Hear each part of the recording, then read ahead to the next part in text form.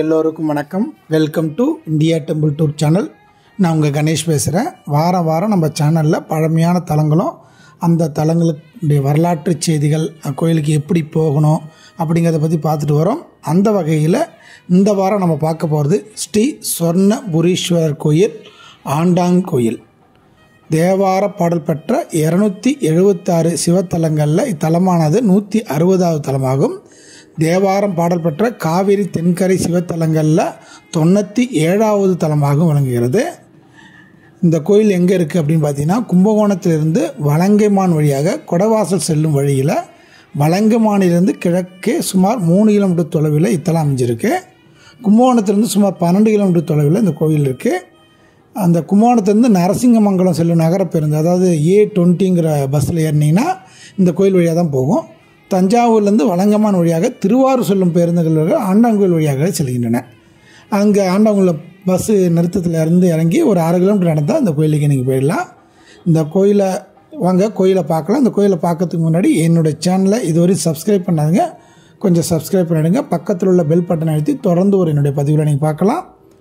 இக்கோயிலானது ராஜகோபுரம் 5 நிலையுடன் கிழக்கு நோக்கி காட்சி தருகிறது. கோயிலுக்கு முன் இவ்தலத்தின் தீர்த்தமான திரிசூலகங்கை குளம் உள்ளது. ராஜகோபுரத்தை கடந்து உள்ளே சென்றால் கொடிக்கம்பம், பலிபீடம் மற்றும் நந்திய பெருமானை தரிசிக்கலாம்.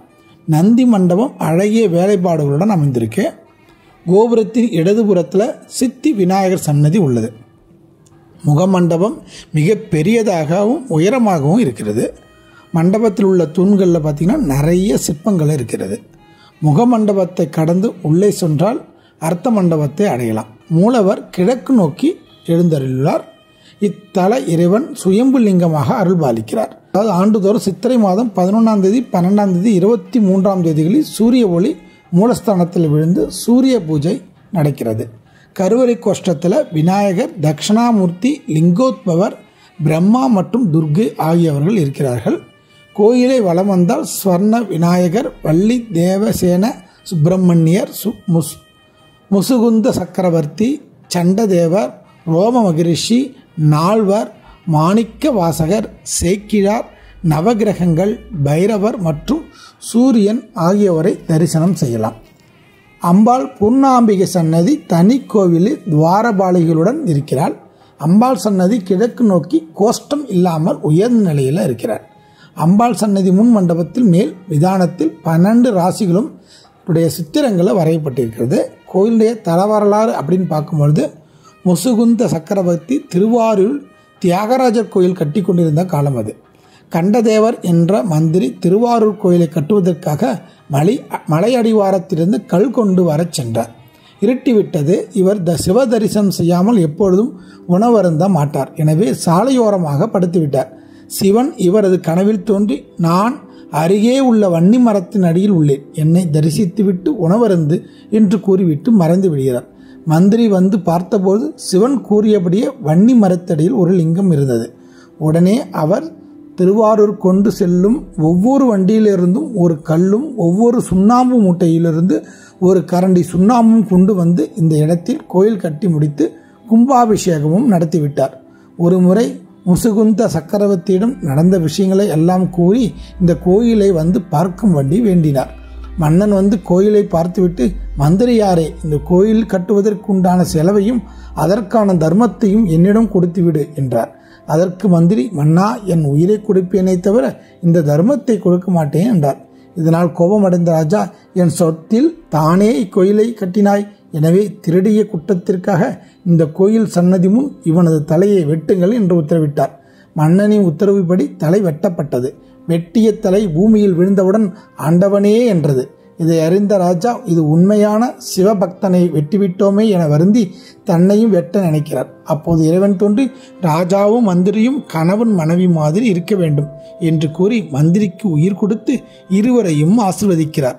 அன்று முதல் இத்தலம் ஆண்டவன் கோயில் எனப்பட்டது. காசிப முனிவர் வழிபாடு செய்துள்ளார்.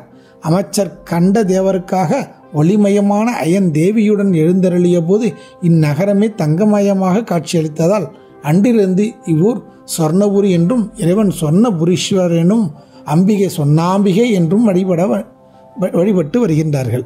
திருநாவுக்கரசு சுவாமிகள் இத்தலத்தில் இறைவன் மேல் பாடி அருளியுள்ள இப்பதிகம் 5ஆம் திருமுறையில் இடம்பெற்றுள்ளது. அப்பர் தனது பதிகத்தில் இத்தலத்தை கடுவாய்க்கரை தென்புத்தூர் என்று குறிப்பிடுகிறார்.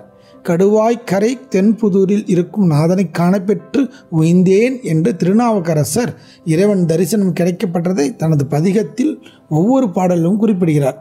இக்கோயிலில் குழந்தை பாக்கியம் வேண்டுபவர்கள் இத்தல இறைவனை வழிபட்டால் சிறந்த பலன் கிடைக்கும் என்பது ஐதீகம்.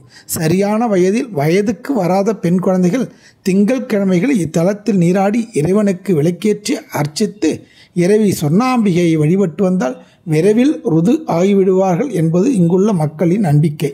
இக்கோயிலானது காலை 8 மணி முதல் 12 மணி வரையும், காலை 4 மணி முதல் 8 மணி வரையும் திறந்திருக்கும். காண்டாக்ட் நம்பரை டிஸ்கிரிப்ஷன் பாக்ஸில் கொடுக்குறேன், போய் பார்த்துக்குங்க. இவ்வாறு இந்த சிறப்பான இந்த தேவார பாடப்பட்ட ஸ்தலத்தை நீங்கள் கும்பகோணம் பக்கமோ இல்லை தஞ்சாவூர் பக்கமோ போகும்போது கண்டிப்பாக பாருங்கள், தரிசனம் பண்ணுங்கள். இதோடு இந்த வீடியோவை முடிச்சுக்கிறேன். அடுத்த வாரம் வேறொரு ஸ்தலத்தை பற்றி பார்க்கலாம். நன்றி, வணக்கம். திருச்சிற்றம்பலம்.